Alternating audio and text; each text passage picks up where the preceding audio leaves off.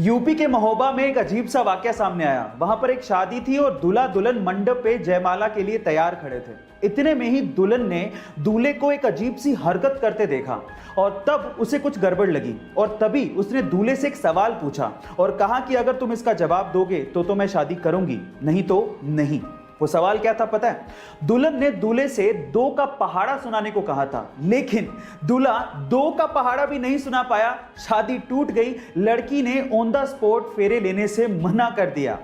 आपको क्या लगता है कि लड़की ने सही किया या गलत? चैट सेक्शन में जरूर लिखिएगा। जनरली क्रेडिट कार्ड को यूज करने से हम लोग डरते हैं, लेकिन एक आयरिश बंदा सिर्फ क्रेडिट कार्ड को यूज करते हुए मिलियनेयर बन गया। कैसे? मैं आपको बताता हूं। अगर आप क्रेडिट कार्ड यूज करते हो तो आपको यह पता होगा कि आप जितना यूज करोगे कंपनी आपको उतना ही ज्यादा रिवॉर्ड देती है। अब इस आयरिश बंदे ने उसी चीज का फायदा उठाया। यह बंदा क्या करता था, क्रेडिट कार्ड से सबसे पहले $500 का गिफ्ट कार्ड खरीदता, फिर उसके बाद उसी गिफ्ट कार्ड को वो एनकैश करता, फिर उसी कैश से क्रेडिट कार्ड का बिल वापस भर देता। उसने कभी क्रेडिट कार्ड से परचेजिंग की ही नहीं। फायदा यह था कि कंपनी उसे हर $500 के गिफ्ट कार्ड पे $25 का रिवॉर्ड देती थी। कभी खर्चा किया नहीं, ऊपर से $25 का रिवॉर्ड अलग से। ऐसे करते करते उसने $3 लाख इकट्ठे कर लिए, यानी कि लगभग 2 करोड़ 17 लाख। लेकिन एक दिन टैक्स डिपार्टमेंट की उसकी अर्निंग पे नजर पड़ गई, तब जाके ये बात खुली। लेकिन ये बंदा तब तक कमा चुका था। आपको इस जुगाड़ के बारे में क्या कहना है कमेंट सेक्शन में जरूर लिखिएगा। उसके अब्बू एक ऑटो रिक्शा चालक थे और उसकी अम्मी खेत में काम किया करती थी। घर के हालात इतने खराब थे कि उसके अब्बू ये चाहते थे कि वो 4th क्लास में ही स्कूल छोड़कर काम पर लग जाए, लेकिन टीचर के समझाने पर जैसे तैसे उन्होंने उसे पढ़ने दिया।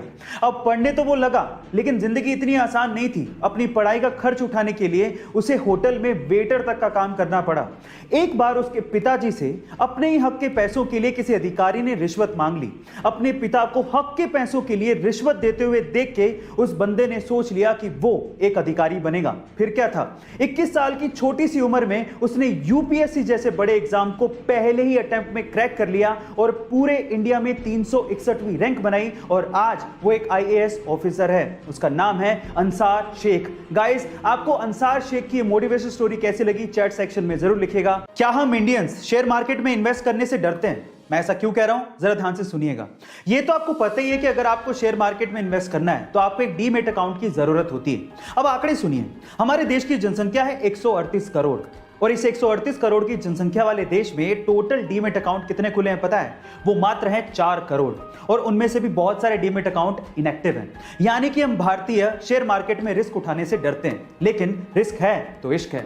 मैं आपको एग्जांपल देता हूं। राकेश झुनझुनवाला, जिन्हें हम इंडिया के वॉरेन बफेट भी कहते हैं, उन्होंने सन 1985 में मात्र 5,000 रुपए से शेयर मार्केट में इन्वेस्टमेंट शुरू की थी और आज उनकी टोटल नेट वर्थ 14,000 करोड़ रुपए है।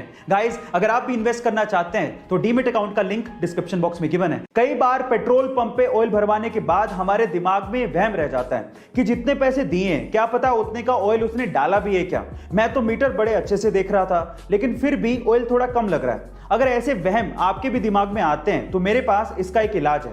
जब भी आप पेट्रोल पंप से ऑयल भरवाएं तो कभी भी 100 रुपए, 500 रुपए, 1000 रुपए, 1 litre, 5 litre, 10 litre, full tank, ऐसे नंबर्स जो कि प्रेडिक्टेबल नंबर्स हैं उनमें ऑयल ना भरवाएं, क्योंकि ऐसे प्रेडिक्टेबल नंबर से मशीन फिक्स हो सकती है और आपको कम ऑयल डिलीवर हो सकता है। इसकी बजाय आप लोग 100 की जगह 110 का भरवा लीजिए, 500 की जगह 550 का भरवा लीजिए, 1 लीटर की जगह 1.25 लीटर, 10 लीटर की जगह 12 या 13 लीटर। देखिए, जनरली ये लोग जेन्युइन होते हैं, लेकिन फिर भी अगर कोई ऐसा करने की कोशिश करे तो आप बच सकते हैं। गाइस, ऐसे अमेजिंग वीडियोस के लिए शेयर, सब्सक्राइब एंड लाइक। मिलता है अगली वीडियो में।